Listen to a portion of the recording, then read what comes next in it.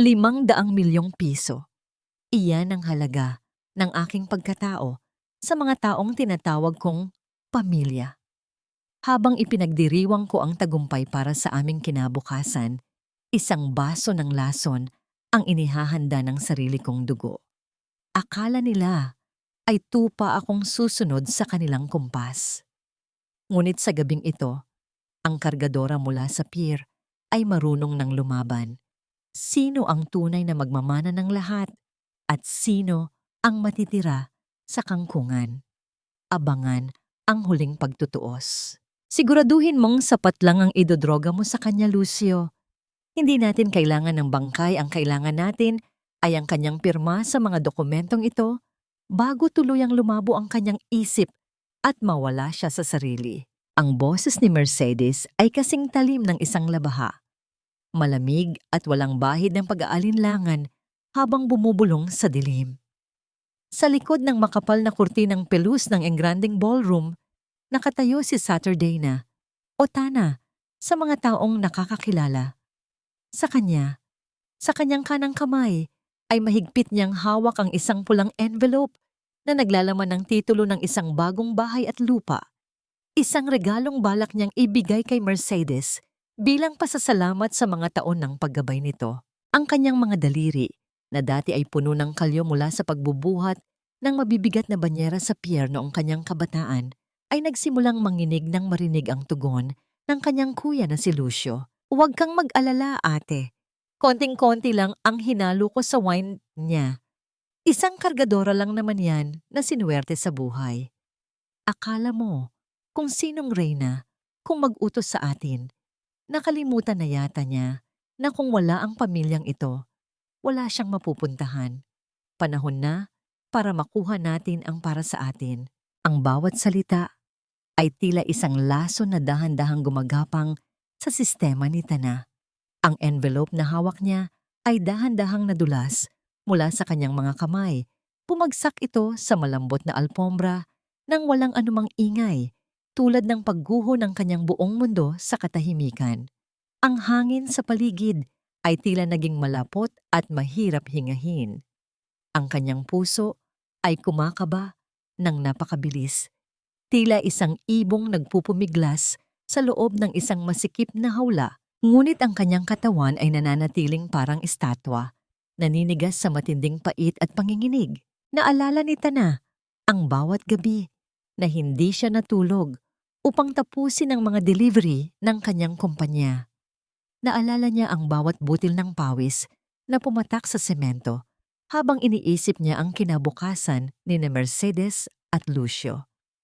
Ibinigay niya ang lahat, ang kanyang kabataan, ang kanyang mga pangarap, at ang bawat sentimo ng kanyang pinaghirapan ay inilalaan niya para sa kanila. At ngayon, sa gitna ng selebrasyon ng kanyang pinakamalaking tagumpay, ang mga taong binuhat niya sa kanyang mga balikat ang siya ring naglulubog sa kanya sa hukay. Mula sa kanyang tabi, isang anino ang lumitaw. Si Javier, ang matandang waiter na laging tahimik na nagmamasid, ay lumapit sa kanya. Ang kanyang mga mata ay puno ng lungkot at pagdamay. Walang imik na iniabot ni Javier ang isang baso ng tubig, at kasabay nito ay ang kanyang telepono na nagpapakita ng isang malinaw na video mula sa CCTV ng kusina. Doon, nakita ni Tana ang bawat detalye ng pagtataksil, ang pagbukas ni Lucio ng isang maliit na vial at ang pagbuhos ng puting pulbos sa kanyang paboritong pulang alak. Naririnig ni Tana ang masayang musika sa labas ng kurtina, ang tawanan ng mga bisita, at ang palakpakan na naghihintay sa kanyang muling paglabas. Ngunit sa loob ng kanyang dibdib, may isang bahagi ng kanyang pagkatao ang tuluyan ng namatay. Ang init ng kanyang luha ay nagsimulang dumaloy sa kanyang mga pisngi, mainit at puno ng pait, bago niya ito agad na pinunasan ng likod ng kanyang kamay. Ang kanyang mga mata, na dati ay puno ng pagmamahal para sa pamilya, ay unti-unting nagbago, naging matigas, malamig, at kasing tatag ng bakal na kanyang kinagisnan sa pier. Inayos ni Tana ang kanyang mamahaling gown, huminga ng malalim, upang pakalmahin ang kanyang nanginginig na kalamnan at muling itinuwid ang kanyang likod. Ramdam niya ang bigat ng katotohanan, isang pasaning mas mabigat pa sa anumang kakargamento na binuhat niya noon. Lumingon siya kay Javier at tumango ng bahagya, isang tahimik na hudyat ng pasasalamat at pagsisimula ng isang bagong laban. Nang dahan-dahang bumukas ang kurtina at tumama ang liwanag ng mga chandelier sa kanyang mukha, isang matamis ngunit huwad ng ngiti ang kanyang ipinamalas. Ang kanyang mga mata ay dumapo kay Mercedes at Lucio na ngayon ay nakatayo sa dulo ng bulwagan. May hawak na baso ng alak at nakangiting tila mga anghel.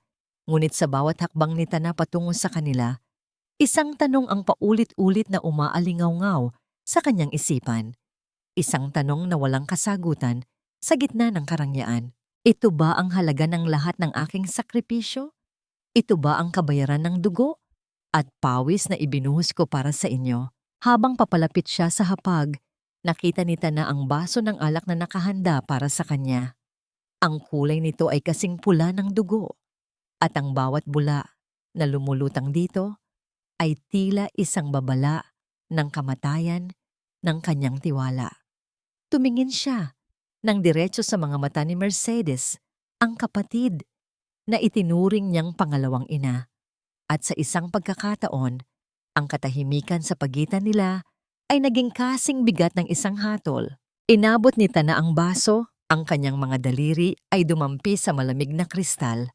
Ang kanyang buong pagkatao ay sumisigaw na tumakbo, na umiyak, na magmura. Ngunit ang kanyang mukha ay nanatiling kalmado, tila isang lawa sa ilalim ng buwan bago ang pagdating ng isang malakas na bagyo. Isang huling sulyap ang ibinigay niya sa kanyang pamilya at sa sandaling iyon, alam ni Tana na wala nang balikan. Ang babaeng kargadora na dati ay sunod-sunuran sa utos ng pag-ibig sa pamilya ay wala na. Ang natitira na lamang ay isang reynang handang sunugin ang kanyang kaharian upang malipol ang mga ahas na naninirahan dito. Tinaas ni Tana ang baso. Ang liwanag ng chandelier ay naglaro sa likido sa loob nito. At sa harap ng lahat, binigkas niya ang mga salitang magiging simula ng kanilang katapusan. Para sa pamilya na siyang dahilan kung bakit ako narito ngayon. Ngunit bago pa man dumampi ang alak sa kanyang mga labi, isang biglaang pangyayari sa pintuan ng ballroom ang naging sanhi ng paglingon ng lahat at ang baso sa kamay ni Tana ay nagsimulang hingi sa kanyang mahigpit na pagkakahawak. Ang ingay ng mga bagong dating na panauhin sa bukana ng ballroom ang nagsilbing mitya upang maantala ang nakamamatay na tagay. Dahan-dahang ibinaba ni Tana ang baso sa ibabaw ng lamesang natatakpan ng mamahaling puting tela. Ang kanyang mga kamay ay nananatiling matatag kahit ang kanyang kalooban ay unti-unti nang nagkakapira-piraso. Tumingin siya sa kanyang Kuya Lucio na tila hindi mapakali. Ang mga mata nito ay nakatitig sa baso ng alak na tila ba ginto itong mawawala sa kanyang paningin. "Sis, bakit mo ibinaba? You should drink it para naman ma-relax ka. Masyado kang workaholic. Baka ma-stress ka niyan sa laki ng nakuha mong deal." Ang boses ni Lucio ay puno ng pekeng pag-aalala. Isang tono na matagal nang ginagamit nito upang makuha ang gusto mula kay Tana. Napatingin si Tana sa kanyang kapatid at sa isang saglit, ang kanyang alaala ay bumalik sa madilim at mabahong pier ng Lucena, 30 taon na ang nakalilipas. Naalala niya ang 14 na taong gulang niyang sarili. Suot ang t-shirt na butas-butas at tsinelas na manipis pa sa balat ng sibuyas. Naalala niya kung paano niya pinasan ang mga banyera ng isda hanggang sa magdugo ang kanyang mga balikat. Lahat ng iyon ay ginawa niya upang may maipakain sa pamilya at upang matustusan ang pag-aaral ni Lucio na nooy laging bagsak sa eskwelahan. Tumingin si Tana sa kanyang sariling palad. Sa ilalim ng liwanag ng mga kristal na chandelier, ang mga kalyo na bunga ng hirap ay naroon pa rin, nakatago sa ilalim ng mamahaling lotion at manicure. Ang mga kalyong ito, ang saksi sa bawat pagtitiis niya. Bawat gabing kumakalam ang kanyang sikmura upang mabusog lamang ang mga kapatid na ngayon ay nagbabalak na siyang itumba. Isang malakas na boses ang bumasag sa kanyang pagmumuni-muni. Sa kabilang dulo ng bulwagan, nakita niya si Lucio na dinuduro ang isang batang waiter dahil lamang sa bahagyang pagkatapon ng tubig sa sapatos nito. Hoy tanga, di mo ba alam kung magkano ang sapatos na ito? Mas mahal pa ito sa buhay mo. You're so clumsy. Dapat sa inyo hindi pinagtatrabaho sa ganitong kaeleganteng lugar. Ang boses ni Lucio ay umalingaw-ngaw sa paligid, puno ng pagmamalaki at kawalan ng respeto. Nasasaktan si Tana habang pinapanood ang tagpong iyon. Ang batang waiter ay nakayuko, nanginginig ang mga kamay habang humihingi ng tawad. Parang nakikita ni Tana ang kanyang sarili sa batang iyon, ang maliit na Tana na hinamak din ng mundo bago siya nagkaroon ng milyon-milyon sa bangko. Nilapitan ni Tana ang kanyang kapatid at dahan-dahang hinawakan ang braso nito. Lucio, tama na yan. It's just water. Huwag mong ipahiya ang bata sa harap ng maraming tao. Lumingon si Lucio sa kanya. Ang mukha ay namumula sa galit na hinaluan ng pagkaarogante. Sis, you're too soft. Kaya tayo nalalamangan ng ibang tao dahil masyado kang mabait sa mga utusan. Remember, we are Salcedas now. Hindi na tayo nakatira sa squatter area. We should act like we own the place because we actually do. Ngumiti ng mapait si Tana, isang ngiting hindi umabot sa kanyang mga mata. Own the place? Lucio, kung wala ang pawis ko, wala kang suot na mamahaling suit ngayon. Pero sa halip na sabihin ito, nanatili siyang tahimik. Mas pinili niyang damhin ang hapdi ng bawat salita ng kanyang kapatid. Ang sakit ay hindi na bago sa kanya. Para itong isang lumang sugat na paulit-ulit na binubuksan. Sa malayo, nakita ni Tana si Mercedes na seryosong nakikipag-usap sa ilang mga piling bisita. Ang kanyang ate Mercedes, ang babaeng laging may hawak na rosaryo at laging nagbabanggit ng pangalan ng Diyos, ay ang parehong babae na kanina lamang ay nag-uutos na lasunin ang sariling kapatid. Ang balat kayo ng kabanalan ni Mercedes ay mas nakakasuka kaysa sa lantarang pagyayabang ni Lucio. Habang unti-unting nababawasan ang mga tao sa ballroom, naramdaman ni Tana ang isang mabigat na pagod na hindi kayang lunasan ng pagtulog. Ang pagod na ito ay nagmumula sa kaibuturan ng kanyang kaluluwa. Isang pagod ng isang taong buong buhay na nagbigay ngunit walang natira para sa sarili. Naglakad siya patungo sa bintana. Tinitingnan ang malawak na lungsod ng Maynila. Ang mga ilaw sa labas ay tila mga bituin na bumagsak sa lupa. Ngunit para kay Tana, ang bawat ilaw ay tila isang mata na nagmamasid sa kanyang pag-iisa. Naramdaman niya ang isang malamig na kamay na humawak sa kanyang balikat. Paglingon niya, nakita niya ang kanyang ina, si Doña Pilar. Ang mukha ng matanda ay maputla. Tila may malalim na takot na itinatago sa likod ng kanyang mga kulubot na balat. Ang kanyang mga mata ay hindi makatingin ng diretso kay Tana at ang kanyang mga labi ay nanginginig sa bawat paghinga. Tana, anak, kailangan nating mag-usap. Pumunta ka sa kwarto ko mamaya pagkatapos ng mga bisita. May mga bagay na hindi ko na kayang itago pa sa'yo. Mas mabigat ito kaysa sa anumang iniisip mo. Ang boses ng kanyang ina ay parang isang bulong mula sa hukay, puno ng pagsisisi at pangamba. Ang lamig ng kamay nito ay tumagos sa balat ni Tana, nagdulot ng isang kakaibang kilabot na hindi niya maipaliwanag. Tumingin si Tana sa kanyang ina, hinahanap ang katotohanan, ngunit ang tanging nakita niya ay ang refleksyon ng isang lihim na matagal nang nagnanaknak sa katahimikan. Anong ibig ninyong sabihin, Nay? May problema ba? Hindi sumagot si Doña Pilar. Sa halip, hinigpitan lamang nito ang pagkakahawak sa braso ni Tana bago mabilis na tumalikod at naglakad palayo. Iniiwan si Tana na nakatayo sa gitna ng unti-unting dumidilim na bulwagan. Ang hangin sa paligid ay biglang lumamig at ang bawat yabag ng paalis na si Pilar ay tila isang babala ng isang mas malaking unos na darating. Naiwan si Tana na mag-isa. Ang kanyang puso ay tila isang pirasong papel na unti-unting nilalamon ng apoy. Sa pagitan ng pagtataksil ng kanyang mga kapatid at ng misteryong dala ng kanyang ina, naramdaman ni Tana na ang kanyang mundo ay hindi lamang gumuho, ito ay tuluyan ng naglaho. Ano pa ang kayang ibigay ng isang taong wala nang natira, kundi ang kanyang pangalan? Habang ang huling ilaw sa ballroom ay dahan-dahang namamatay, ang anino ni Tana ay humaba sa sahig.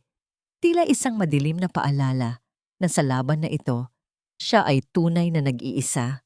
Hindi man lamang kumurap si Mercedes. Ang kanyang mga daliri ay dahan-dahang gumalaw sa bawat butil ng kanyang suot na rosaryo. Tila ba humihingi ng basbas para sa kamandag na malapit na niyang ibuga. Pumasok siya sa loob ng silid nang hindi hinihintay na papasukin. Ang kanyang mga hakbang ay may dalang awtoridad na tila siya ang nagmamay-ari ng bawat sulok ng bahay na iyon.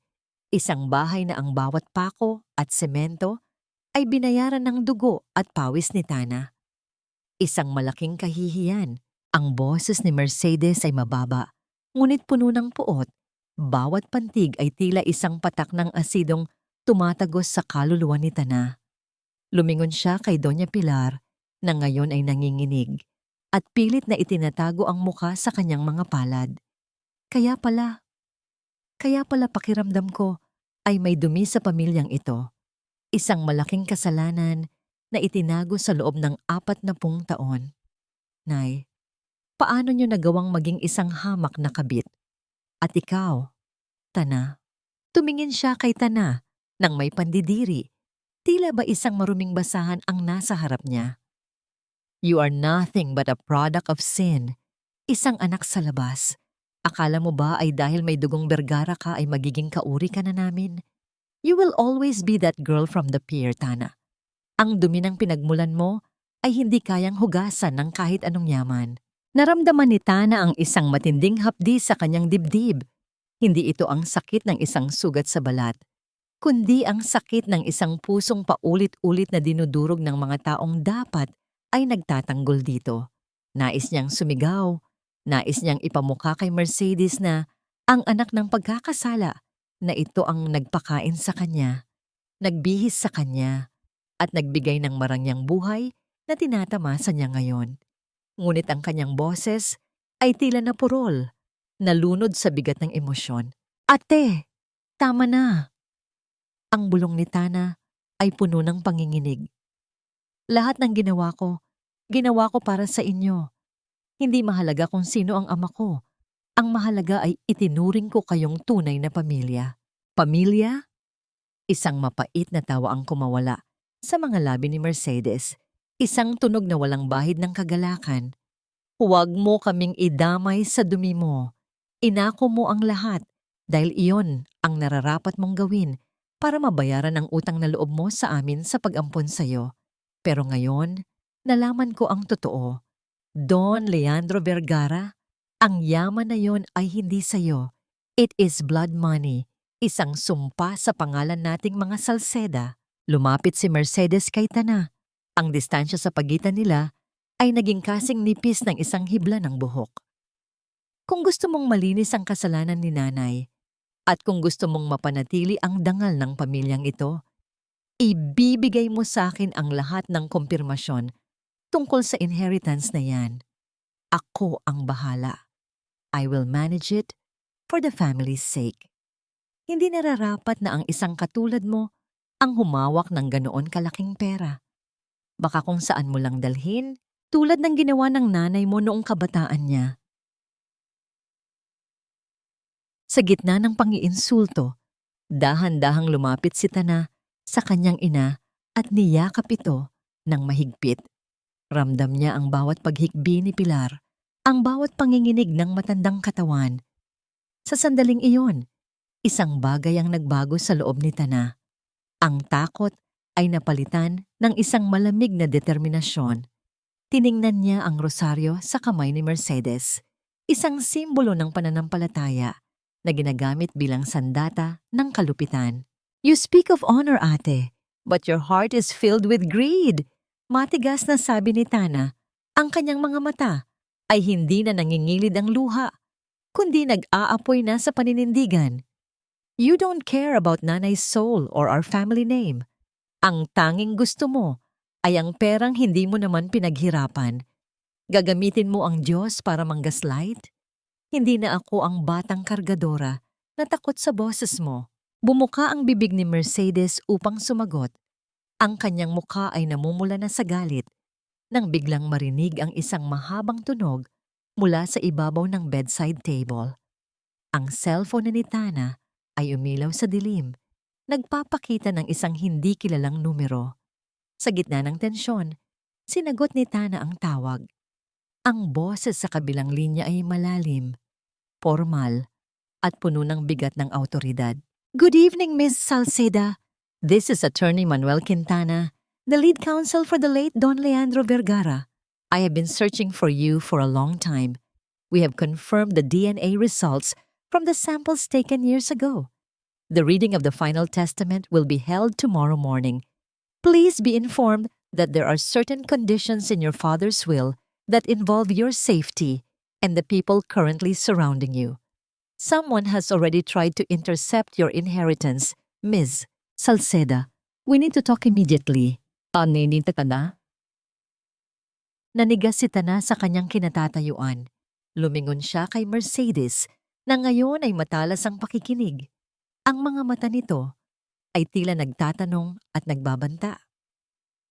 Sa boses ng abogado, naramdaman ni Tana na ang banta sa kanyang buhay ay hindi lamang nagmumula sa mga estranghero, kundi sa mismong mga taong kasalo niya sa hapag. Sino ang nagtangkang humarang sa kanyang mana? At anong mga kondisyon ang iniwan ng kanyang ama na tila nagpapahiwatig na alam nito ang panganib na kinaroroonan niya ngayon? Opo, attorney. Pupunta ako. Maikli at matapang na sagot ni Tana bago ibaba ang telepono. Tumingin siya kay Mercedes nang may bagong uri ng paghamon. Ang sabi ng abogado, may nagtatangka raw magnakaw sa para sa akin. Ate, kilala mo ba kung sino ang tinutukoy niya? Ang katahimikan ni Mercedes ay naging kasing bigat ng isang aminin. At sa labas ng bintana, ang unang patak ng ulan ay nagsimulang humampas sa salamin. Hudyat ng isang gabi na walang sino man ang makakakuha ng kapayapaan. Dahan-dahang lumabas si Tana mula sa silid ng kanyang ina. Iniwan si Mercedes na nakatayo roon na tila isang estatwa ng kasamaan sa gitna ng dilim. Ang bawat hakbang ni Tana sa pasilyo ay tila paglalakad sa ibabaw ng mga bubog. Masakit, nakakangilo, at bawat sandali ay maaari siyang mabuwal. Hindi niya alam kung saan siya pupunta hanggang sa mapadpad ang kanyang mga paa sa madilim na beranda ng mansyon, kung saan ang malamig na simoy ng hangin ay humahaplos sa kanyang nag-aapoy na mga pisngi. Miss Tana. Isang mahinang boses ang bumasag sa katahimikan. Halos mapatalon si Tana sa gulat nang makita si Javier na nakatayo sa isang sulok, malayo sa liwanag ng mga bombilya. Ang matandang waiter ay hindi na suot ang kanyang uniforme. Nakasuot na siya ng simpleng polo, ngunit ang kanyang tindig ay bakas, ang isang uri ng disiplina na hindi karaniwan sa isang hamak na lingkod sa hotel. Javier, bakit narito ka pa? Tapos na ang party, dapat ay nagpapahinga ka na. Tanong ni Tana habang pilit na itinatago ang panginginig ng kanyang boses. Lumapit si Javier. Ang kanyang mga hakbang ay banayad at halos walang nililikhang tunog sa sahig. Hindi ako narito bilang isang waiter, Ma'am Tana. Narito ako dahil sa isang pangakong binitawan ko maraming taon na ang nakalilipas kay Don Leandro Vergara. Tila tumigil ang pagtibok ng puso ni Tana. Anong kinalaman mo sa aking ama? Nagpakawala si Javier ng isang malalim na buntong hininga na tila nagdadala ng bigat ng sandaigdigan. Ako ang kanyang personal na driver at bodyguard sa loob ng 20 taon. Ako ang kasama niya sa tuwing bumibisita siya ng palihim sa Lucena upang tingnan ka mula sa malayo habang nagbubuhat ka ng mga banyera sa pier. Nakita ko ang bawat patak ng pawis mo at narinig ko ang bawat hikbi ng iyong ama dahil hindi kanya mayakap ng lantarang bilang anak. Naramdaman ni Tana ang panunuyo ng kanyang lalamunan. Ang bawat salita ni Javier ay tila isang piraso ng puzzle na unti-unting nabubuo sa kanyang isipan. Ang lalaking ito na kanina lamang ay nag-abot sa kanya ng ebidensya ng pagtataksil ng kanyang mga kapatid ay ang mismong aninong nagbantay sa kanya sa loob ng mahabang panahon. Bago siya pumanaw, ibinigay niya sa akin ang isang mahalagang misyon. Patuloy ni Javier habang kumukuha ng isang maliit at lumang susi mula sa kanyang bulsa. Ang testamentong hawak ng mga abogado ngayon ay bahagi lamang ng katotohanan. Alam ni Don Leandro na may mga buwayang nakapaligid sa iyo, kabilang na ang iyong mga kapatid na Salceda.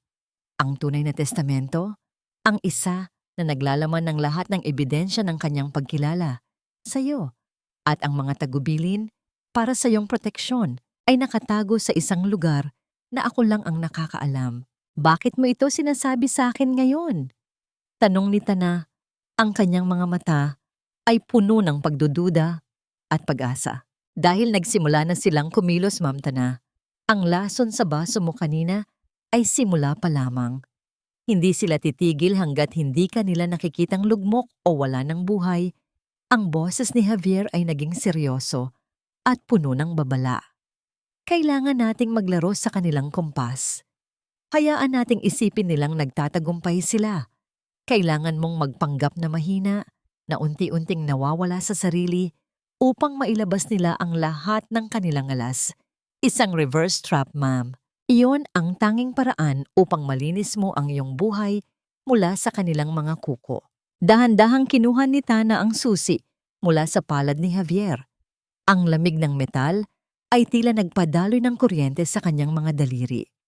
Sa sandaling iyon, isang matamis at masakit na alaala ang biglang pumasok sa kanyang isip. Isang imahe ng isang lalaking nakasakay sa isang itim na kotse, laging nakasalamin ng madilim, na nakatingin sa kanya mula sa kabilang kalsada noong siya ay bata pa. Akala niya noon ay isang estranghero lang, ngunit ngayon ay alam na niyang iyon ang kanyang ama. Salamat, Javier. Bulong ni Tana. Hindi ko alam kung bakit mo ito ginagawa, pero pakiramdam ko, ikaw lang ang tanging tao na maaari kong pagkatiwalaan sa mundong ito. Ngumiti ng bahagya si Javier, isang ngiting puno ng katapatan. Ginagawa ko ito dahil ikaw ang tanging pamana ni Don Leandro na may busilak na puso. Huwag mong hayaang kainin ng dilim ang iyong kabutihan, Ma'am Tana. Habang nag-uusap ang dalawa sa beranda, sa kabilang bahagi ng lungsod, sa loob ng isang madilim at mausok na bar, nakaupo si Lucio sa isang sulok. Ang kanyang mukha ay balot ng anino, at sa kanyang harapan ay dalawang lalaking may mga tattoo sa braso at may mapanganib na mga tingin. Gusto ko siyang mawala. Maring sabi ni Lucio, ang kanyang boses ay nanginginig sa halong galit at takot. Hindi lang basta tulog. Gusto ko, kapag natapos ang linggong ito, wala nang Saturday na Salceda na hahadlang sa amin ni Mercedes. Naiintindihan niyo ba? Ang isa sa mga lalaki ay kumuha ng isang litrato ni Tana mula sa ibabaw ng mesa at dahan-dahang pinunit ito sa dalawa. Ang tunog ng napupunit na papel ay tila isang hatol ng kamatayan na umalingaw-ngaw sa tahimik na sulok ng bar. Isang malupit na tawa ang kumawala sa mga labi ni Lucio. Habang nilalagok ang kanyang inumin, hindi namamalaya na ang digmaang kanyang sinimulan ay may mga mata na palihim na nagmamasid sa kanya mula sa kadiliman. Ubusin mo na ang tsaa mo, Tana. Alam kong pagod ka na. At ang gamot na yan, ang magbibigay sa iyo ng kapayapaang matagal mo nang hinahanap. Hayaan mo kaming mag-alaga sa iyo sa pagkakataong ito. Ang tinig ni Mercedes ay kasing tamis ng asukal, ngunit sa pandinig ni Tana, ito ay tila lagaslas ng tubig sa isang kanal, marumi at puno ng panganib. Nakaupo si Tana sa kanilang mamahaling sofa. Ang kanyang likod ay nakasandal sa malambot na unan, habang ang kanyang mga mata ay tila walang pokus at laging nakatingin sa kawalan. Ito ang simula ng kanyang pagtatanghal. Ang tupa na balak nilang alayin ay kailangang magmukhang mahina, nalilito, at tuluyan ng nawawala sa kanyang katinuan. Dahan-dahang itinaas ni Tana ang tasa. Ang amoy ng lavender ay pilit na nagtatago sa mapait na lasa ng kemikal na hinalo nila roon. Nararamdaman na niya ang matalas na paningin ni Lucio na nakatitig sa bawat galaw ng kanyang mga labi. Uminom siya ng bahagya, sapat lamang upang hindi sila maghinala, bago niya hinayaan ang tasa na bahagyang tumagilid sa kanyang kamay, sanhi upang ang mainit na likido ay dahan-dahang dumanoy sa kanyang gown at pumatak sa sahig. Ay, Tana, tignan mo ang ginagawa mo. Talagang hindi na gumagana ang isip mo, pati paghawak ng tasa ay hindi mo na magawa. Ang sabi ni Mercedes habang mabilis na kumukuha ng tissue upang linisin ang dumi. Ngunit ang kanyang mukha ay hindi nagpapakita ng inis, kundi ng isang mapanirang tuwa. Pumasok si Lucio sa loob ng kwarto. Ang kanyang boses ay puno ng kagalakan na tila ba nanalo siya sa loterya. Hayaan mo na yan, ate. Ang mahalaga ay nakainom na siya. Malapit na tayong matapos sa paghihirap na ito. Alam mo ba, nakausap ko na ang lender ko kanina. Sinabi ko sa kanya na sa susunod na linggo, mababayaran ko na ang 10 milyong utang ko sa sugal at bibili rin ako ng bagong sports car, iyong pula na nakita natin sa showroom. Huwag kang masyadong maingay, Lucio. Baka marinig ka ng mga utusan. Babala ni Mercedes, ngunit hindi rin niya mapigilan ang mapangaping ngiti. Dapat nating ayusin muna ang mga papeles ng logistics company. Kapag nakuha na natin ang pirma niya para sa power of attorney, tayo na ang magpapatakbo ng lahat. At iyong pondo ng foundation na itinatayo niya, gagamitin natin yon para ayusin ang mga utang natin sa bangko. Hindi naman niya malalaman dahil sa mga susunod na araw, ang tanging alam na lang niya ay ang matulog at managinip. Nakinig si Tana sa bawat salita.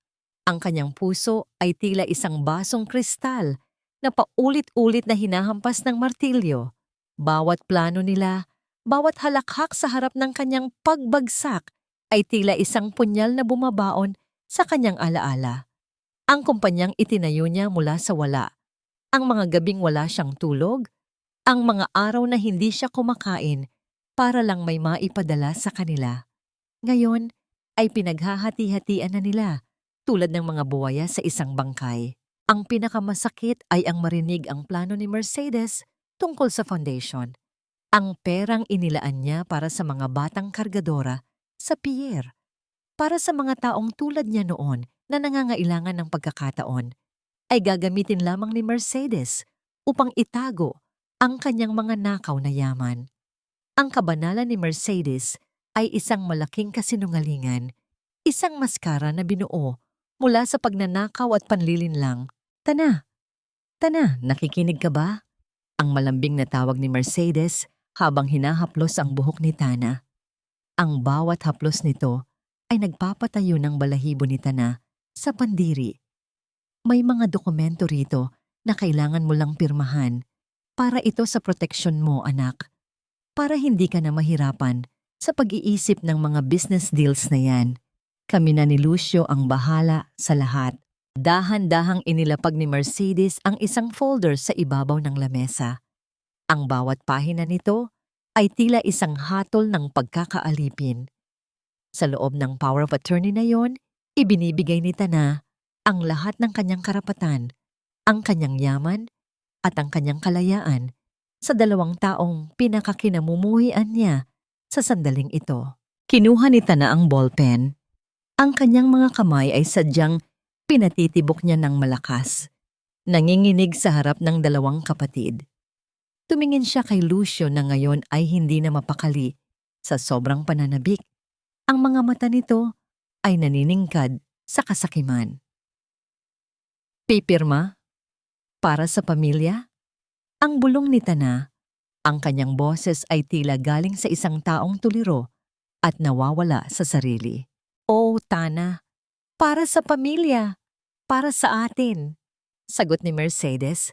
Ang boses nito ay puno ng mapanlinlang na pag-ibig. Dahan-dahang idinampi ni Tana ang dulo ng ballpen sa papel. Ang tunog ng tinta na kumakapit sa hibla ng dokumento ay tila ang huling hininga ng kanyang dating pagkatao. Pinirmahan niya ang bawat pahina. Ang kanyang lagda ay sadyang ginawa niyang bahagyang magulo. Tila bunga ng isang nanghihinang kamay. Nang matapos ang huling pirma, mabilis na kinuha ni Lucio ang folder at niyakap ito na tila ba ito ang pinakamahalagang bagay sa mundo. Ang halakhak na kumawala sa kanyang lalamunan ay puno ng tagumpay at kawalan ng hiya. Sa wakas, tayo na ang may-ari ng lahat. Wala na ang kargadorang Reyna. Wala na. Nanatiling tahimik si Tana. Nakayuko ang kanyang ulo habang ang kanyang mahabang buhok ay tumatakip sa kanyang mukha. Sa ilalim ng kadilimang iyon, isang matalim at nakakatakot na ngiti ang dahan-dahang gumuhit sa kanyang mga labi. Ang mga dokumentong pinirmahan niya ay ang mga dokumentong inihanda ni Javier. Ang mga papel na magsisilbing bitag upang aminin ni Lucio at Mercedes ang lahat ng kanilang krimen sa harap ng mga otoridad. Tumingala si Tana at sa isang saglit ang kanyang mga mata ay nagtagpo sa mga mata ni Mercedes. Ang lamig at talim ng tingin ni Tana ay sapat na sana upang patigilin ang puso ng sinuman, ngunit dahil sa labis na kagalakan at kasakiman, hindi napansin ni Mercedes ang panganib na nagtatago sa likod ng mga matang yon. "Salamat, Tana. Magpahinga ka na. Bukas, magiging mas maganda ang gising mo," ang sabi ni Mercedes bago dahan-dahang isara ang pinto ng kwarto. Nang mapag-isa na si Tana, dahan-dahan siyang tumayo. Ang kanyang katawan na tila nanghihina kanina ay naging kasing tatag ng isang puno ng nara. Nilapitan niya ang bintana at tiningnan ang buwan na ngayon ay nababalot ng madidilim na ulap. Ang laro ng kanilang pamilya ay pumasok na sa huling yugto at sa pagkakataong ito, titiyakin ni Tana na walang sinumang traidor ang maiiwang nakatayo. Ngunit sa kalagitnaan ng kanyang pagpaplano, isang pamilyar na boses ang narinig niya mula sa ilalim ng kanyang kama, isang mahina at nanginginig na boses na tumatawag sa kanyang pangalan. Ate Tana, tulungan mo ako." Dahan-dahang lumuhod si Tana sa malamig na sahig upang silipin kung sino ang nagmamakaawa sa ilalim ng kanyang kama. Mula sa dilim, gumapang palabas si Maya, isa sa mga pinakabatang kasambahay sa mansyon na galing pa sa malayong probinsya. Ang buong katawan ng dalagita ay nanginginig na parang dahon sa gitna ng bagyo at ang kanyang mga mata ay nanlalaki sa matinding takot habang ang kanyang mga luha ay walang patid na dumadaloy sa kanyang namumutlang pisngi. Niyakap agad ni Tana ang bata. Nararamdaman ang mabilis at magulong pagtibok ng puso nito sa kanyang dibdib. "Ate Tana, narinig ko po si Sir Lucio sa telepono kanina habang naglilinis ako sa library. Kausap po niya ang mga taong nakakatakot. Sabi niya, gusto raw niya kayong mawala sa isang aksidente bago matapos ang linggong ito. Gusto raw niya na tuluyan na kayong mamatay para mapunta na sa kanila ang buong kumpanya. Natatakot po ako, Ate Tana. Ayaw ko pong may mangyaring masama sa inyo dahil kayo lang po ang naging mabait sa akin dito." Ang mga salitang binitawan ni Maya ay tumagos sa kalamnan ni Tana hanggang sa kaibuturan ng kanyang buto. Kahit na alam na niyang walang konsensya ang kanyang mga kapatid, ang marinig ng tuwiran na handa si Lucio na pumatay alang-alang sa pera ay isang katotohanang mahirap lunukin. Hinaplos niya ang likod ng nanginginig na kasambahay upang pakalmahin ito. Ang haplos na yon ay hindi lamang para sa bata, kundi para rin sa kanyang sarili, bilang paghahanda sa isang malaking desisyon na tuluyan ng puputol sa ugnayan ng kanilang pamilya. Pinangakuan niya si Maya ng kaligtasan at inutusan itong manatiling tahimik at bumalik sa kwarto ng mga utusan na tila walang nangyari. Kinabukasan ng maaga, habang ang buong mansyon ay nababalot pa ng manipis na hamog at ang araw ay hindi pa ganap na sumisikat, nagtungo si Tana sa kusina. Kumuha siya ng mga sariwang gulay, sampalok at karne ng baboy mula sa frigider. Nais niyang magluto ng sinigang. Ang bawat paghiwa niya sa mga kamatis at sibuyas ay sumasabay sa mabigat na paghinga ng kanyang dibdib. Ang pagluto ng ulam na ito ay isang ritual, isang pagbabalik-tanaw sa mga araw na sila ay nakatira pa sa maliit na barong-barong sa tabi ng Riles. Naalala niya kung paano niya hinahati ang kakarampot na karne upang tiyaking may makakain ang kanyang Kuya Lucio at Ate Mercedes habang siya ay nagkakasya na lamang sa sabaw at kanin. Ang amoy ng kumukulong asim at alat ay nagdadala ng init na dating nagbubuklod sa kanila. Init na ngayon ay pinatay na ng malamig na kasakiman. Sa kalagitnaan ng kanyang pag-iisip, naramdaman niya ang paglapit ng isang tao. Pumasok si Doña Pilar sa kusina. Ang mukha ay pugto at halatang walang sapat na tulog.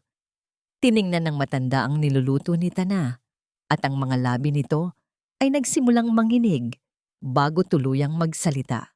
Tana, anak, alam kong nasasaktan ka. Narinig ko ang usapan ninyo ni Mercedes kagabi. Alam kong masama ang ginawa nila sa'yo at labis ang kasakiman nila. Pero nakikiusap ako sa'yo bilang ina na nagpalaki at nag-aruga sa'yo noong mga panahong wala kang ibang masandalan. Patawarin mo na sila. Magkapatid pa rin kayo. May utang na loob tayo sa pamilyang ito dahil kung hindi sa apelyidong Salceda, malamang ay patay na tayo pareho sa gutom. Huwag mo silang ipakulong. Huwag mong sirain ang buhay ng mga kapatid mo. Tumigil ang mga kamay ni Tana sa paghahalo ng sabaw. Ang hanging pumapasok sa bintana ay tila nawalan ng simoy. Ang salitang utang na loob ay isang mabigat na tanikalang matagal nang nakapulupot sa kanyang leeg, sumasakal sa bawat pangarap niya para sa sarili. Dahan-dahang humarap si Tana sa kanyang ina. Ang kanyang mga mata ay walang bakas ng galit, kundi isang napakalalim at nakakabasag pusong kalungkutan. Napaatras si Doña Pilar. Ang mga kamay ay tumakip sa kanyang bibig sa sobrang gulat at hindi paniniwala. Ang katahimikan ng matanda ay ang tanging sagot na kailangan ni Tana. Muling humarap si Tana sa kalan, pinatay ang apoy, at tinakpan ang kaldero ng sinigang. Ito na ang huling ulam na iluluto niya para sa pamilyang ito. Ito ang kanyang formal na pamamaalam sa pagiging isang alipin ng kanilang pangangailangan. Wala nang sinabi pa si Tana. Kinuha niya ang kanyang bag at susi ng sasakyan. Kailangan niyang makipagkita kay Javier at sa abogado upang ibigay ang mga pirmadong dokumento at simulan ang huling hakbang ng kanilang plano. Ang kanyang mga hakbang palabas ng mansyon ay mabilis at puno ng determinasyon. Habang binabaybay niya ang kalsada lula ng kanyang kotse, ang kanyang isip ay nakatuon sa isang bagong kinabukasan, isang kinabukasang malaya mula sa anino ng mga Salceda.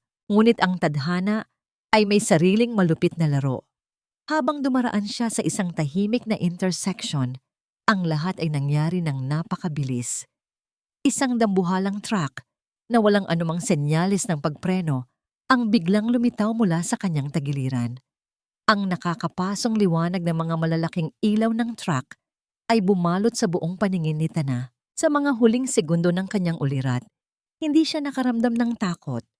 Nakita niya ang marahas na pagyupi ng bakal ng kanyang sasakyan, ang paglipad ng mga bubog na parang mga diamanteng sumasayaw sa hangin. At naramdaman niya ang matinding paghampas ng kanyang katawan laban sa upuan.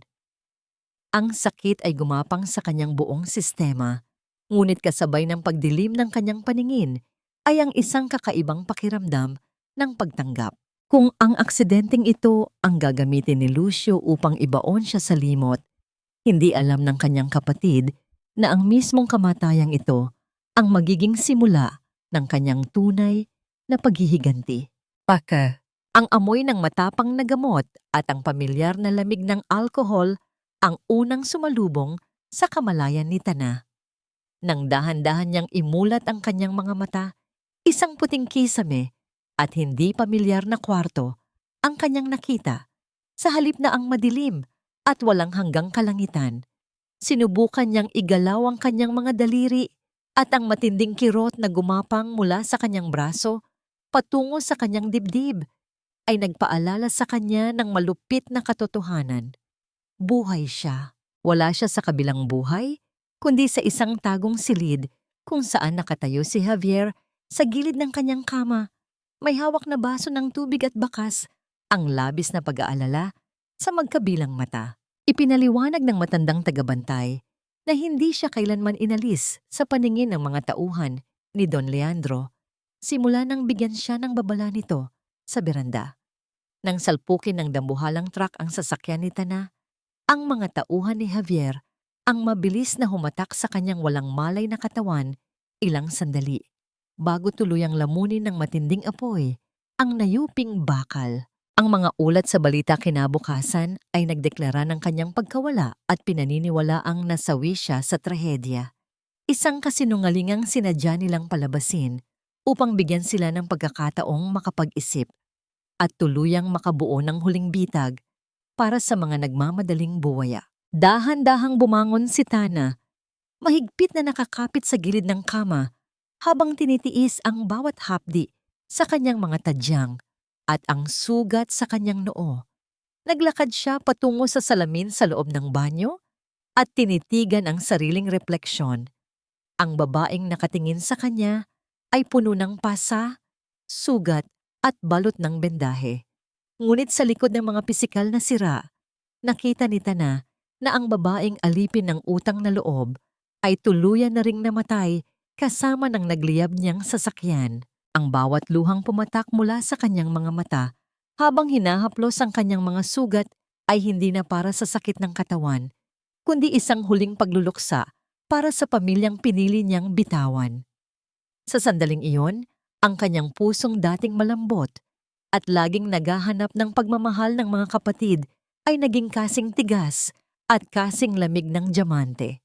Lumingon siya kay Javier at nagbitiw ng isang malamig na utos na hayaang magpatuloy ang ilusyon ng kanyang pagkamatay upang tuluyang mahulog sa bitag ang mga taong naghahangad ng kanyang katapusan. Lumipas ang 3 araw at ang gabi ng kanyang huwad na burol ay dumating. Mula sa loob ng isang madilim na van na nakaparada sa di kalayuan sa tapat ng mamahaling kapilya sa Maynila. Tahimik na nakaupo si Tana. Suot niya ang isang itim na sombrero at makapal na belo na nagtatago sa kanyang mga pasa.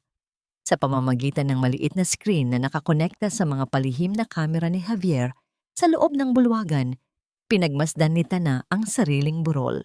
Ang sikat na pamilya Salceda ay napapalibutan ng mga mamamahayag, mga kasosyo sa negosyo at mga politiko. Ang mamahaling kabaong ay sarado, napalilibutan ng mga nagkakahalagang libu-libong pisong puting bulaklak na pawang binili gamit ang mismong pera ng kumpanya ni Tana. At sa gitna ng entablado, nakatayo si Mercedes, nakasuot ng eleganteng itim na terno at sa pilitang pinipiga ang mga luha sa harap ng madla habang hawak ang mikropono. Napakasakit mawalan ng isang kapatid na itinuring ko ng sariling anak. Si Tana ang puso ng pamilyang ito. Ginawa niya ang lahat para sa amin. At ngayon, ipinapangako ko, ipagpapatuloy namin ni Lucio ang kanyang mga pangarap. We will take care of her logistics empire and her foundation. Hindi namin hahayaang masayang ang kanyang sinimulan. Ang boses ni Mercedes ay nanginginig sa husay ng kanyang pag-arte, puno ng pagdadalamhati at huwad na pagmamahal. Habang nagsasalita ang kanyang kapatid, nakita ni Tana si Lucio na nakayuko at nagkukunwaring pinupunasan ang kanyang mga mata gamit ang isang mamahaling panyo. Ngunit kapansin-pansin ang palihim ng ngiti sa mga labi nito sa tuwing bumabaling ito sa mga abogadong nakatayo sa likuran na may dalang mga pekeng papeles. Nakita rin niya si Doña Pilar na nakaupo sa isang sulok, mukhang mahina at tulala. Tila hindi pa rin matanggap na ang kanyang pananahimik ang naging mitya ng kapahamakan ng nag-iisa niyang tunay na tagapag-alaga. Pinatay ni Tana ang screen. Hindi na kaya pang sikmurain ang napakaruming palabas ng kanyang mga kadugo na tuwang-tuwa sa ibabaw ng kanyang pinaniniwalaang bangkay. Huminga siya ng malalim. Hinahayaan ang malamig na hangin ng gabi na humaplos sa kanyang mukha. Tumingin siya sa makulay na bintana ng kapilya kung saan ipinagdiriwang ng kanyang mga kalaban ang kanilang maitim na tagumpay. Isang malamig na ngiti ang namutawi sa kanyang mga labi. Isang ngiting nagbabadya ng isang walang awang pagtutuos na gugunaw sa kanilang lahat. Sige Ate Mercedes, ubusin mo ang mga luha mo sa pag-arte ngayon. Dahil bukas, kapag bumangon ang patay na ginagawa nyo ng burol, asahan mong ang iiyakan nyo na ay ang inyong sariling libingan. Ang malawak na conference room ng Salceda Logistics ay napupuno ng amoy ng mamahaling kape at ng matapang na pabango ng mga huwad na nagluluksa. Nakaupo si Mercedes sa dulo ng mahabang lamesang yari sa makintab na mahogany. Ang kanyang mga daliri ay mariing nakakapit sa isang gintong ballpen habang inihahanda ang sarili sa pagpirma sa mga dokumentong formal na maglilipat ng buong kumpanya sa kanyang pangalan. Ang silid ay nababalot ng tensyon at sabik, isang kapaligiran kung saan ang pagkagahaman ay tila hanging nilalanghap ng lahat. Si Lucio ay nakatayo sa likuran ng kanyang ate. Ang dibdib ay nakaumbok sa labis na pagmamalaki habang inililibot ang paningin sa buong silid na tila siya na ang bagong hari ng imperyong iyon. Wala na ang anino ng kargadorang nagpakain sa kanila. Ang tanging natitira ay ang yaman na matagal na nilang pinaglawayan at hinihintay na mahulog sa kanilang mga palad. Huminga ng malalim si Mercedes, nagkunwaring nagpupunas ng luhang hindi naman pumatak at nagsalita sa harap ng mga binayarang abogado at mga board of directors. Sana ay masaya na si Tana kung nasaan man siya ngayon. Napakahirap tanggapin ng kanyang biglaang pagkawala dahil sa isang trahedya, ngunit bilang kanyang nakatatandang kapatid, tungkulin kong saluhin ang naiwan niyang responsibilidad para hindi bumagsak ang pinaghirapan niya. Gagawin namin ni Lucio ang lahat upang panatilihing buhay ang kanyang legasiya. Bago pa man dumampi ang dulo ng ballpen ni Mercedes sa makapal na papel, ang mabibigat na pintuan ng conference room ay dahan-dahang bumukas ng malawak, pilit na inagaw ang atensyon ng bawat kaluluwang nasa loob ng silid. Ang hangin mula sa labas ay pumasok na tila isang malamig na hininga ng naghihiganting espiritu, mabilis na nagpatahimik sa lahat ng nagbubulungan. Mula sa bungad ng pintuan, isang bulto ng babae ang naglakad papasok. Hindi siya nakasuot ng pangkaraniwang damit ng isang taong pagod at nagluluksa. Suot niya ay isang eleganteng pulang trahe na sumasalamin sa kulay ng alak na tinangka nilang ipalunok sa kanya noong gabing iyon.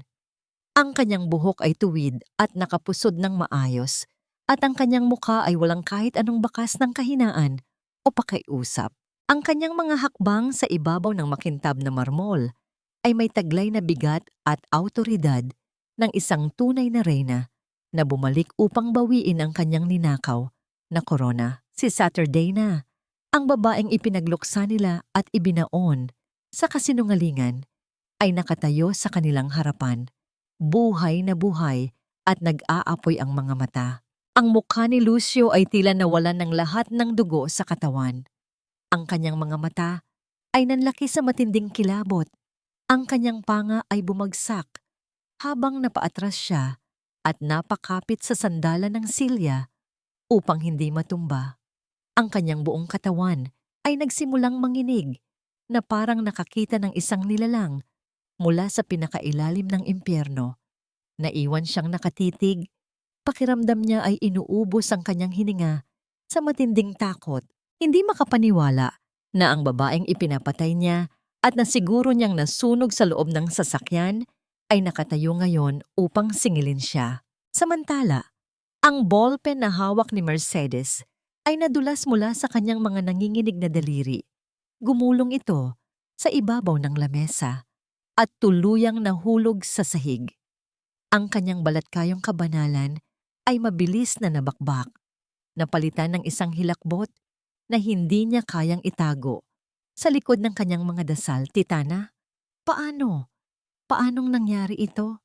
Nakita namin ang sasakyan mo, patay ka na. Naglakad si Tana palapit sa kabisera ng lamesa. Ang bawat pares ng mata sa loob ng silid ay nakasunod sa kanya, paralisado sa pinaghalong gulat at pagkamangha. Tumigil siya sa harap ni Mercedes, tiningnan ng mga huwad na dokumentong nakalatag na handa ng pirmahan at binalingan ng isang malamig at matalim na ngiti ang kanyang kapatid. Ang kanyang presensya ay sumasakop sa buong silid. Walang iniiwanang espasyo para sa anumang paliwanag o kasinungalingan ng mga taong nagtaksil sa kanya. Gusto niyo ba talagang malaman kung paano ako nakabalik mula sa impyernong inihanda ninyo para sa akin?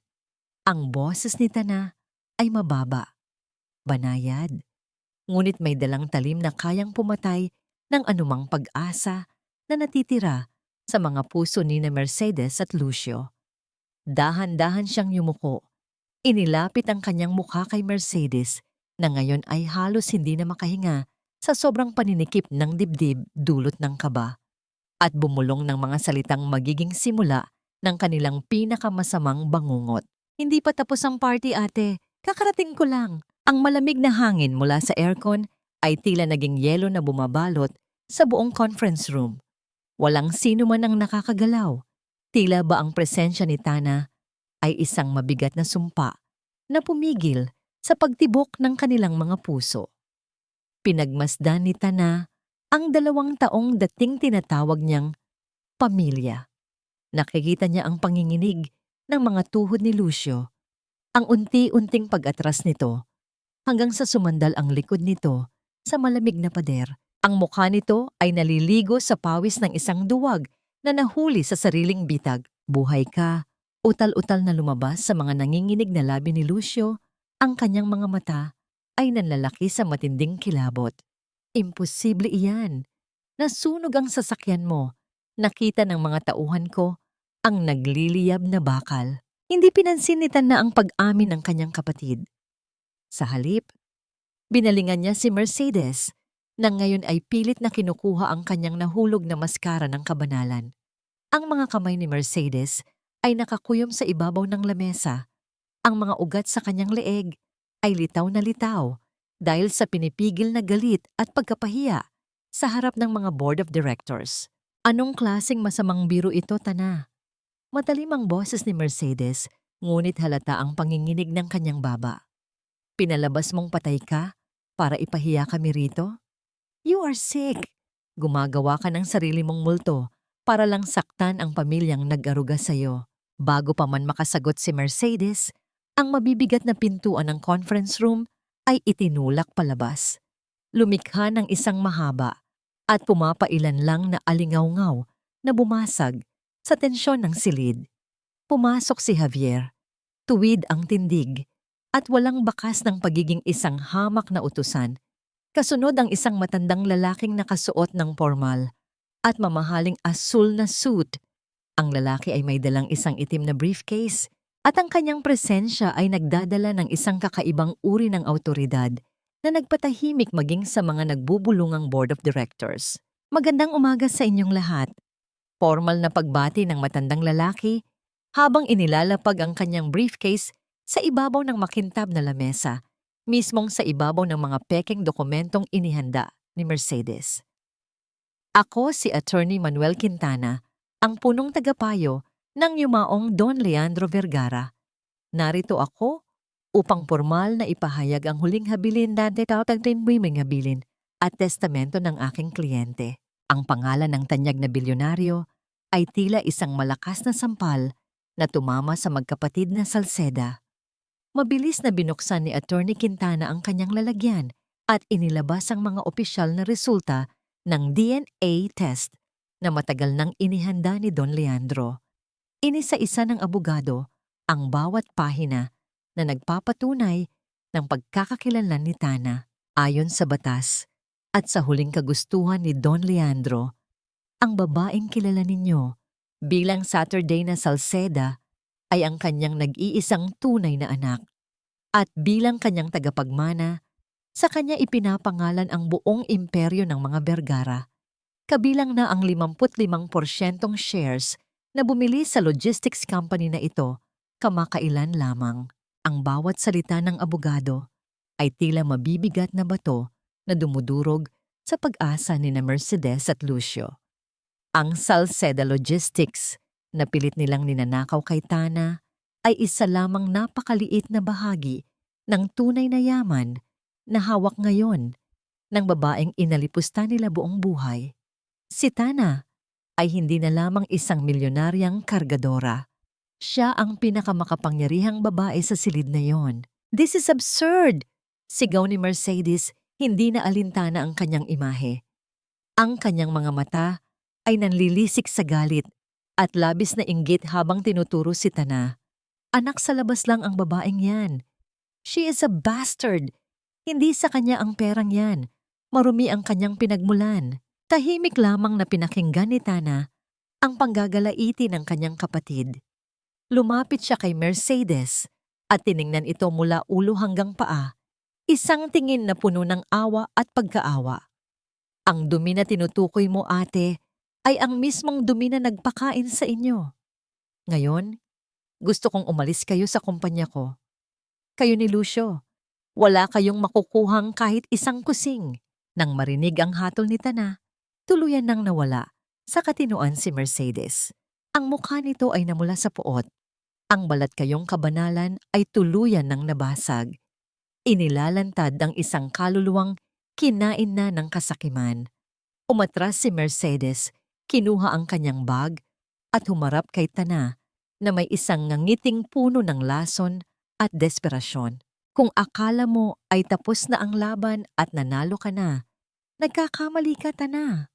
Ang boses ni Mercedes ay isang malamig na bulong na nagpatayo sa mga balahibo sa braso ni Tana. "Baka nakakalimutan mo na sa pangangalaga ko pa rin ang nanay mong mahina at sakitin. Let's see how much you are willing to give up to keep Doña Pilar breathing. Uuwi ako ngayon din. At titiyakin kong mararanasan ng nanay mo ang impyernong ibinibigay mo sa amin ngayon." Mabilis na tumalikod si Mercedes at naglakad palabas ng silid, kasunod ang nanginginig na si Lucio. Naiwan si Tana na nakatayo roon. Ang kanyang puso ay biglang bumilis ang tibok. Ang tagumpay na nararamdaman niya kanina ay biglang napalitan ng isang matinding takot para sa buhay ng kanyang ina na naiwan sa loob ng mansyon ng mga halimaw. Hindi nag-aksaya ng panahon si Tana. Ang bawat segundo ay tila isang patak ng asidong tumutunaw sa kanyang katatagan habang mabilis siyang naglalakad patungo sa parking lot. Ang ugong ng makina ng kanyang sasakyan ay tila isang galit na hayop na nagpunit sa katahimikan ng paligid nang kaskasin niya ito patungo sa pamilyar na amoy ng alat at bulok na isda, ang daungan ng Lucena. Alam niya kung saan dadalhin ni Mercedes ang kanilang ina. Hindi sa marangyang mansyon, kundi sa lugar kung saan nagsimula ang lahat ng kanilang pait. Sa lumang barong-barong, sa gilid ng pier na pilit nilang kinalimutan. Pagdating niya sa bukana ng daungan, ang dilim ay nagsisimula nang lumukob sa paligid. Ang tunog ng mga alon na humahampas sa mga haligi ng pier ay tila isang malungkot na awit ng nakaraan. Nakita ni Tana ang pamilyar na itim na sasakyan ni Lucio na nakaparada sa tapat ng kanilang lumang bahay. Ang bawat hakbang niya sa ibabaw ng marupok na kahoy na tulay ay lumilikha ng isang mahaba at nakakangilong tunog ng pagkuskos ng kahoy sa kalawang na pako. Tila ba nagbabala ang bawat tabla sa panganib na naghihintay sa loob. Nang dahan-dahang itulak ni Tana ang pintong yari sa pinagtagpi-tagping yero at plywood, ang unang bumungad sa kanya ay ang amoy ng luma at maamag na dingding. Doon, sa gitna ng maliit na espasyong dati nilang tinawag na tahanan, nakita niya si Mercedes. Wala na ang mamahaling belo at ang mapagkunwaring rosaryo. Ang mukha ng kanyang kapatid ay balot ng puot. Ang mga mata ay nanlilisik habang hawak-hawak nito sa braso ang nanginginig na si Doña Pilar. Ang matanda ay nakaluhod sa sahig. Ang mga luhang dumadaloy sa kanyang mukha ay nag-iiwan ng basang marka sa maruming semento. Huwag kang lalapit, Tana. Ang sigaw ni Mercedes ay umalingaw-ngaw sa buong barong-barong, puno ng desperasyon at baliw na galit. Isang hakbang mo pa at titiyakin kong mararamdaman ng matandang ito kung paano mawalan ng hininga. Lahat ng ito ay kasalanan ninyong dalawa. Ikaw na isang bastarda na nagnakaw ng lahat ng atensyon, at ikaw, nanay, na mas pinili ang anak ng iyong pagkakasala kaysa sa amin ni Lucio. Mercedes, bitawan mo ang nanay. Ang galit mo ay nasa akin. Huwag mong idamay ang taong nagluwal sa'yo. Ang boses ni Tana ay mababa, ngunit may dalang panginginig ng matinding emosyon. Ang bawat hibla ng kanyang pagkatao ay sumisigaw na suguri ng kanyang kapatid. Ngunit ang kaligtasan ng kanyang ina ang nakataya. Isang mapait at nakakatakot na tawa ang kumawala sa mga labi ni Mercedes. Nagluwal, inaruga, ang tanging ibinigay sa amin ng matandang ito ay hirap at kahihiyan. Habang ikaw ay pinapadalhan ng pera ng bilyonaryong tatay mo, kami ni Lucio ay kailangang makipag-agawan sa tira-tirang pagkain. At ngayon, sasabihin mong mahal mo kami? You stole our life, Tana. At ngayon, kukunin ko ang pinakamahalaga sa iyo. Sa gitna ng kaguluhan, dahan-dahang itinaas ni Doña Pilar ang kanyang mukha. Tumingin siya kay Mercedes at sa unang pagkakataon, sa loob ng maraming taon, ang takot sa kanyang mga mata ay napalitan ng isang malalim na kalinawan. Ramdam ni Pilar ang talim ng kuko ni Mercedes sa kanyang balat. Ngunit ang mas masakit ay ang katotohanang ang anak na pilit niyang pinrotektahan at kinonsinti ay naging isang halimaw sa kanyang harapan. Mercedes, anak mo, sapat na. Ang bulong ni Doña Pilar, ang kanyang boses ay tila isang tuyot na dahon sa hangin. Kasalanan ko ang lahat. Pinrotektahan kita dahil akala ko ay maililigtas ko ang pamilyang ito sa pagkawasak. Hinayaan kong apihin ninyo si Tana dahil sa takot ko na kamuhian ninyo ako. Pero ngayon ko lang naintindihan. Sa bawat beses na pinagtatakpan ko ang kasamaan ninyo, unti-unti ko kayong pinapatay. Tana, anak, patawarin mo ako. Masyado akong naging mahina para ipagtanggol ang katotohanan. Ang pag-amin ng kanyang ina ay tila isang malakas na hampas ng alon sa dibdib ni Tana. Ang lahat ng taon ng pagtitiis, ang lahat ng pait ng pagiging iba sa pamilyang yon, ay biglang nagkaroon ng paliwanag. Hindi dahil hindi siya mahal ng kanyang ina, kundi dahil sa isang maling akala ng pag-ibig sa mga anak na mas nakalalamang. Ngunit ang emosyonal na sandaling iyon ay binuwag ng marahas na paggalaw ni Mercedes. Sa sobrang galit ay mas lalo nitong hinigpitan ang hawak sa leeg ng matanda, dahilan upang mapahugot ng hininga si Doña Pilar. Wala na akong pakialam sa patawad mo, nanay. Perang kailangan ko. Tana, pirmahan mo ang waiver sa lahat ng ari-arian ng mga Vergara o titiyakin kong ito na ang huling gabi ng nanay mo. Habang nagbabantay si Tana, isang malamig at malayong tunog ang nagsimulang pumasok sa loob ng barong-barong. Ito ang matinis na hudyat ng paparating na mga sasakyan ng otoridad. Ang paulit-ulit na tunog ng sirena na tila papalapit ng papalapit mula sa kalsada ng pier. Ang liwanag ng asul at pulang ilaw ay nagsimulang tumama sa mga siwang ng dingding, sumasayaw sa mukha ni Mercedes na ngayon ay puno na ng purong hilakbot. Wala ka nang matatakbuhan, ate, ang sabi ni Tana. Ang kanyang mga mata ay nakatitig ng diretso sa nanghihinang ina. Ang hustisya ay hindi lamang para sa pera, kundi para sa bawat luhang pumatak sa sahig na ito. Bitawan mo na siya. Sa labas, ang tunog ng mabibigat na yabag ng mga sapatos sa ibabaw ng semento ay mabilis na dumadami. Isang malakas na boses ang narinig mula sa megaphone. Inuutusan ang lahat sa loob na sumuko. Ngunit sa halip na sumunod, isang nakapangingilabot na desisyon ang mababasa sa mga mata ni Mercedes habang pilit niyang hila-hila si Doña Pilar patungo sa madilim na bahagi ng pier kung saan ang malalim na dagat ay naghihintay. Ang naghahalo-halong asul at pulang liwanag mula sa mga sasakyan ng pulis ay tila mga matatalim na kidlat na humihiwa sa katahimikan ng gabi sa daungan. Ang bawat pag-ikot ng mga ilaw ay tumatama sa mga kalawanging yero at sa nanlilimahid na tubig ng dagat na tila ba inilalantad ang bawat sulok ng maruming lihim na matagal nang ikinubli sa lugar na ito.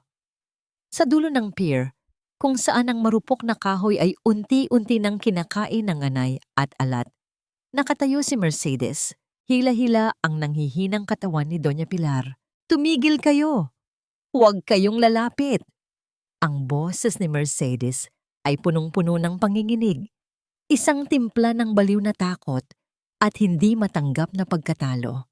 Ang kanyang mga mata, na dati ay laging nakatingin nang may mapagkunwaring kabanalan, ay nanlilisik ngayon sa dilim. Sa kabilang dulo, nakita ni Tana si Lucio. Ang kanyang kuya ay pilit na gumagapang patungo sa likod ng mga naglalakihang container van, umaasang makakatakas sa gitna ng kaguluhan. Ngunit bago pa man siya makalayo, ang mabibigat na yabag ng mga bota ng mga pulis sa ibabaw ng semento ay mabilis na binalot ang kanyang paligid. Ang tunog ng mga bakal na posas na nagkiskisan at ang marahas na pagdiin sa kanya sa sahig ay naging huling hudyat ng kanyang pagbagsak bilang isang duwag. "Ate, please. Bitawan mo na si nanay. Wala na si Lucio. Tapos na ang lahat ng ito." Ang pakiusap ni Tana, ang kanyang boses ay kalmado, ngunit may dalang bigat na tila bawat salita ay galing sa kaibuturan ng kanyang pagod na kaluluwa. "Hindi pa tapos. You ruined everything, Tana." Ang sigaw ni Mercedes ay sinabayan ng marahas na paghatak sa buhok ng matanda. Dahilan upang mapadaing si Doña Pilar. "Akala mo ba ay mananalo ka? Isang kargadora ka lang. You were supposed to be our slave forever. Hindi mo deserve ang lahat ng yaman na yan. Akin dapat iyon. I am the eldest. Ako ang nagdala ng dangal sa pamilyang ito." "Dangkal?" Isang mapait na ngiti ang gumuhit sa mga labi ni Tana habang dahan-dahan siyang humahakbang pasulong, hindi alintana ang panganib. "Ate, ang dangal ay hindi ninanakaw sa kapatid. Ang dangal ay hindi ipinambibili ng mga mamahaling gamit habang ang nanay mo ay nagugutom sa kabilang kwarto. Tignan mo ang sarili mo. Tignan mo kung nasaan ka ngayon. Dito tayo nagsimula sa pier at tila dito ka rin magtatapos, sa dumi at sa pait ng iyong sariling kasakiman." Sa pagkakataong yun, tila may isang bagay na tuluyang naputol sa loob ni Mercedes. Ang kanyang pagkakahawak kay Doña Pilar ay bahagyang lumuwag nang makita niya ang kanyang refleksyon sa mga mata ni Tana. Isang babaeng nawalan na ng lahat, isang reynang walang kaharian, kundi ang isang bulok na pier. Sa isang mabilis na pagkakataon, ang mga tauhan ni Javier na kanina papalihim na gumagapang sa ilalim ng tulay ay mabilis na kumilos. Naramdaman ni Mercedes ang biglaang paghila sa kanyang mga paa mula sa ilalim ng mga tabla ng kahoy. Sa gulat at takot, binitawan niya si Doña Pilar. Mabilis na tumakbo si Tana, sinalo ang kanyang ina bago pa man ito tuluyang bumagsak sa matigas na kahoy. Ang yakap ni Tana sa kanyang ina ay mahigpit. Tila ba pinipilit niyang ibalik ang lahat ng init na nawala sa matanda sa loob ng maraming taon ng pananahimik. "Nandito na ako, Nay. Ligtas na kayo. Hindi na nila kayo masasaktan." Bulong ni Tana habang ang kanyang mga luha ay bumabasa sa balikat ng kanyang ina. Samantala, si Mercedes ay pinalibutan na ng mga otoridad. Ang tunog ng kanyang pagpupumiglas at ang matatalim na salitang patuloy niyang ibinubuga laban kay Tana ay unti-unting humina habang siya ay inilalayo mula sa lugar. Ang bawat hakbang ng mga pulis na hila-hila siya ay tila mga huling pahina ng isang madilim na kabanata na dahan-dahan nang nagsasara. Lumingon si Tana sa malawak na dagat. Ang mga alon ay nananatiling tahimik, tila ba sadyang pinagmamasdan ang pagtatapos ng isang bagyong sumira sa kanilang tahanan. Naramdaman ni Tana ang kamay ng kanyang ina na humahawak sa kanyang palad. Ang kamay na dati ay nagtatago ng lihim, ngayon ay malaya na at nanginginig sa pasasalamat. Tapos nanay, malaya na tayo. Ang huling sambit ni Tana bago niya tuluyang isandal ang kanyang pagod na ulo sa balikat ng kanyang ina. Habang ang unang sulyap ng liwanag sa silangan ay nagsisimula ng gumuhit sa kalangitan, hudyat ng isang umagang hindi na kailanman mababalot ng takot. Sa unang pagkakataon, sa loob ng maraming dekada, ang sikat ng araw na pumasok sa bintana ng mansyong Vergara ay hindi nagdala ng bigat sa dibdib ni Tana. Ang bawat alikabok na sumasayaw sa liwanag ay tila mga maliliit na alaala ng isang kabanatang tuluyan nang natapos. Sa kanyang harapan, sa ibabaw ng lamesang yari sa antigong Nara, ay nakapatong ang isang kupas at madilaw na sobre. Ito ang huling testamento ni Don Leandro Vergara, ang lihim na dokumentong itinago ni Javier sa loob ng maraming taon. Ang marahang pagkuskos ng tuyong papel sa kanyang mga palad ay tila isang bulong mula sa nakaraan habang dahan-dahang binubuksan ni Tana ang sobre.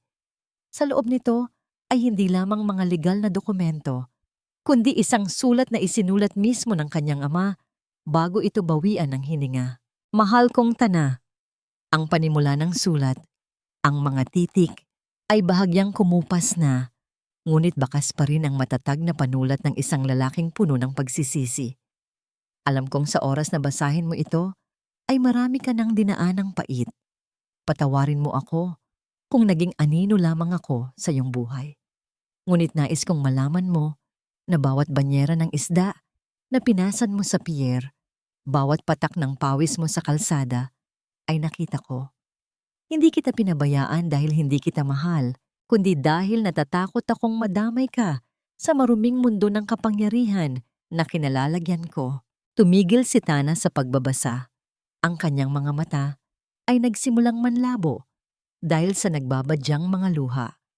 Naramdaman niya ang init ng sikat ng araw sa kanyang likuran. Tila ba ito ang yakap na hindi niya kailanman nakuha mula sa kanyang ama. Ang yaman na iniiwan ko sa iyo ay hindi pambayad sa iyong hirap dahil walang sapat na halaga ang makakatumbas sa iyong sakripisyo. Pagpapatuloy ng sulat. Ito ay isang sandata.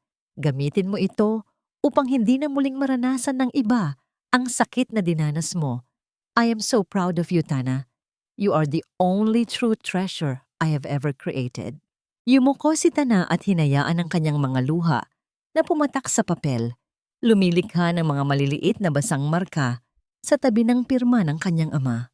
Sa sandaling iyon, ang lahat ng galit niya sa mundo, ang lahat ng pakiramdam na siya ay isang bastarda o isang pagkakamali ay tuluyan ng naglaho. Hindi siya isang dumi sa pamilya. Siya ang pinakamahalagang pamana ng isang taong tunay na nagmahal sa kanya mula sa malayo.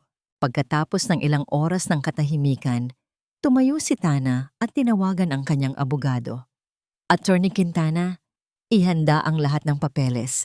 Hindi ko gagamitin ang mana ni Don Leandro para sa aking sarili lamang. Gagawa tayo ng isang pundasyon, ang Vergara Salceda Foundation. Tutulungan natin ang lahat ng kargadora at mga manggagawa sa pier na tulad ko noon. Gusto kong ang bawat sentimo ay mapunta sa paghilom ng mga sugat na idinulot ng kahirapan. Nang magtakip silim, nagtungo si Tana sa daungan ng Lucena, ang lugar kung saan nagsimula ang kanyang kwento. Ang amoy ng dagat at ang ingay ng mga bangkang dahan-dahang sumasayad sa dalampasigan ay tila isang pamilyar na himig.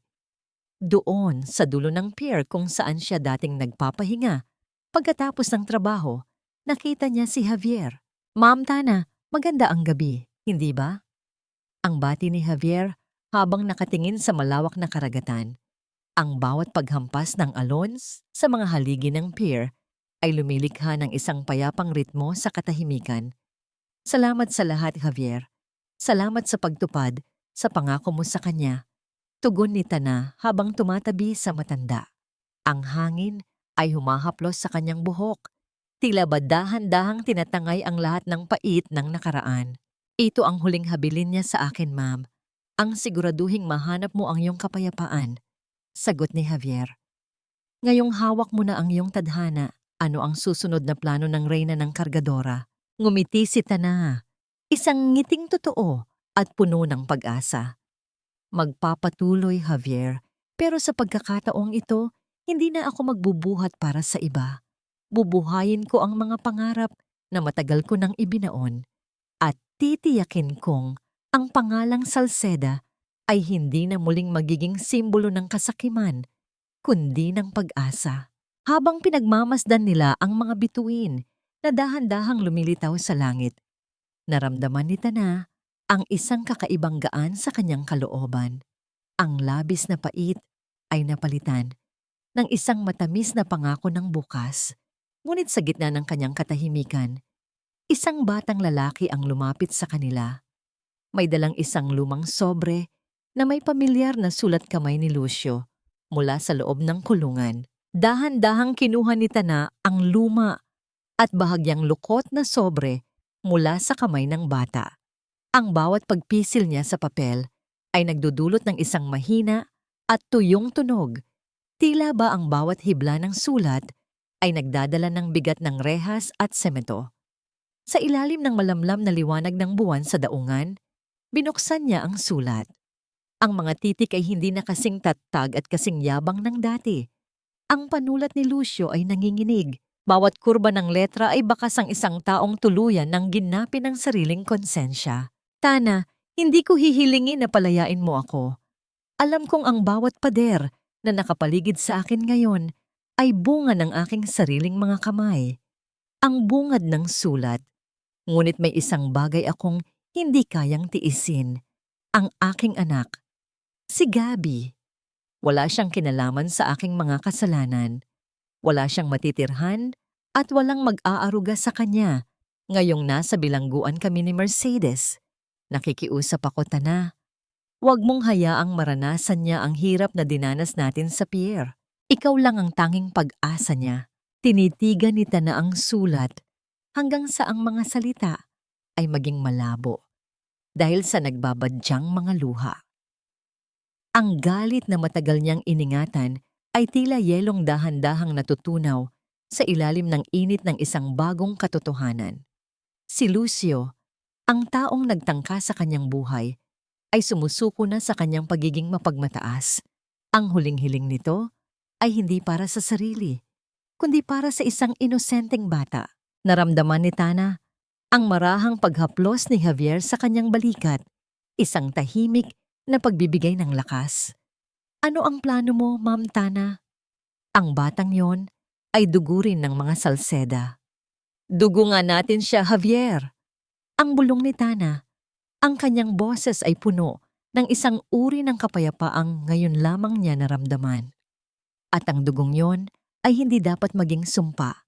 Panahon na para putulin ang tanikala ng puot sa pamilyang ito. Lumipas ang ilang linggo. Ang mansyon na dati ay puno ng malamig na tensyon at lihim na usapan ay dahan-dahang napuno ng isang bagong buhay.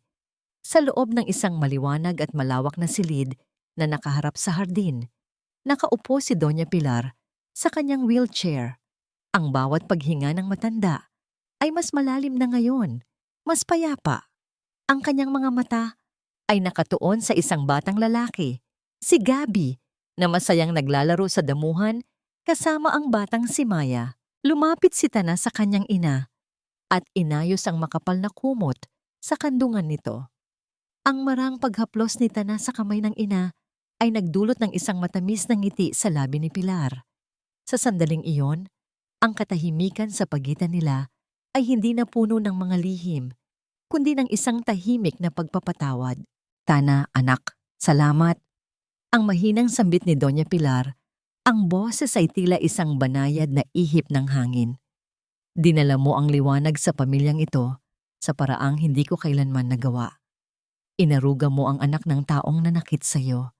Iyan ang tunay na kayamanan na iniwan sa iyo ng iyong ama, ang iyong busilak na puso. Umupo si Tana sa tabi ng kanyang ina, Pinagmamasdan ang paglubog ng araw na nagbibigay ng ginintuang kulay sa buong paligid. Ang bawat tibok ng kanyang puso ay tila isang paalala na ang tunay na paghilom ay hindi matatagpuan sa paghihiganti, kundi sa lakas na pumili ng kabutihan sa kabila ng lahat. Inaalala niya ang bawat kalyo sa kanyang kamay, ang bawat gabing siya ay umiyak sa dilim, at ang bawat hapdi ng pagtataksil. Lahat ng iyon ay nagsilbing pataba upang mas tumatag ang kanyang pagkatao. Ang Vergara Salceda Foundation ay formal na ring nagsimula. Ang bawat batang kargadora na dating walang pangarap ay mayroon na ngayong paaralan at pagkakataon. Si Javier ang nagsilbing kanan ng kamay ni Tana. Tinitiyak na ang bawat sentimo mula sa yaman ng mga Vergara ay nagagamit sa tama. Ang kumpanya ng logistics ay hindi na lamang basta negosyo. Ito ay naging isang komunidad kung saan ang bawat manggagawa ay itinuturing na mahalagang bahagi ng isang malaking pamilya. Habang ang gabi ay dahan-dahang lumulukob sa mansyon, pumasok si Gabi sa loob at niyakap si Tana sa kanyang binti. Ang init ng yakap ng bata ay tila nagpuno sa lahat ng mga butas sa puso ni Tana na matagal nang iniwang hungkag ng kanyang mga kapatid. Binuhat niya ang bata at hinalikan sa noo. "Tita Tana, magiging mabuti po ba akong tao paglaki ko?" Ang inosenteng tanong ni Gabi. Tumingin si Tana sa malayo, sa direksyon kung saan matatagpuan ang pier na kanyang pinanggalingan. "Oo, Gabi. Dahil sa pagkakataong ito, mayroon kang pamilyang gagabay sa iyo. Isang pamilyang hindi nabuo sa takot, kundi sa pag-ibig." Ang kapayapaan sa loob ng mansyon ay tila isang kanta na walang katapusan. Ngunit sa gitna ng katahimikang ito, isang huling balita mula sa bilangguan ang dumating kay Javier. Isang balita tungkol sa kalusugan ni Mercedes na tuluyan ng bumabagsak. At ang tanging hinihiling nito ay ang huling pagkakataong makita ang kapatid na kanyang kinamuhian. Ang bawat hakbang ni Tana sa loob ng malamig at madilim na pasilyo ng bilangguan ay tila paglalakad sa isang bahagi ng kanyang nakaraan na nais na niyang ibaon sa limot. Ang amoy ng klorina at ang singaw ng lumang semento ay bumabalot sa paligid. Isang matinding kaibahan sa sariwang hangin ng kanyang mansyon at sa samyo ng dagat sa pier. Sa dulo ng pasilyo, sa loob ng isang maliit at rehas na silidang infirmary, nakita niya si Mercedes. Wala na ang marangyang terno, ang makintab na alahas, at ang mapagkunwaring autoridad ng kanyang ate. Ang babaeng nakahiga sa manipis na kutsyon ay tila isang anino na lamang ng dating Mercedes Salceda. Ang kanyang balat ay tuyot at maputla, ang kanyang mga mata ay malalim ang pagkakalubog, at ang bawat paghinga niya ay may kasamang mahaba at nahihirapang tunog mula sa kanyang dibdib. Nang marinig ni Mercedes ang banayad na yabag ng mga sapatos ni Tana, dahan-dahan itong lumingon. Tumayo si Tana sa gilid ng kama. Ang kanyang mga kamay ay magkayakap sa kanyang harapan. Walang galit sa kanyang mga mata, kundi isang napakalalim na habag para sa isang kaluluwang nabulag ng kasakiman. "Hindi ako narito para kutyain ka, ate. Narito ako dahil kahit anong gawin mong pagtatakwil sa akin, hindi ko kayang talikuran ang katotohanang minsan tayong naging magkapatid sa ilalim ng isang bubong." Isang mapait na ngiti ang gumuhit sa mga labi ni Mercedes bago siya inatake ng sunod-sunod na pag-ubo na tila nagpapayanig sa kanyang buong nanghihinang katawan. "Kapatid, nakakatawa, Tana. Alam mo ba kung bakit galit na galit ako sa'yo? Hindi dahil sa pera ni Don Leandro. Hiningan kita ng pera dahil alam kong ibibigay mo. Pero ang totoo, kinamumuhian kita dahil ikaw ang mayroon ng lahat ng bagay na wala ako. Katapatan, busilak na puso, at ang pagmamahal ng lahat, kahit na kargadora ka lang." Dahan-dahang kinuha ni Tana ang isang baso ng tubig sa gilid at inalalaya ng kanyang kapatid na uminom. Ang simpleng pagkilos na yon, ang paglilingkod ni Tana sa taong nagtangkang pumatay sa kanya, ang naging huling saksak sa matigas na puso ni Mercedes. Ang bawat patak ng tubig na lumunok sa kanyang lalamunan ay tila naghuhugas sa kanyang mga kasinungalingan. Si Gabi, kumusta ang anak ni Lucio? Ang tanong ni Mercedes, ang kanyang mga mata ay nagsimulang mangilid ang luha. Nasa pangangalaga ko siya, ate. Masaya siya. Nag-aaral siya at lumalaking may takot sa Diyos, hindi dahil sa mga dasal na pilit, kundi dahil sa pagmamahal na nakikita niya sa paligid niya.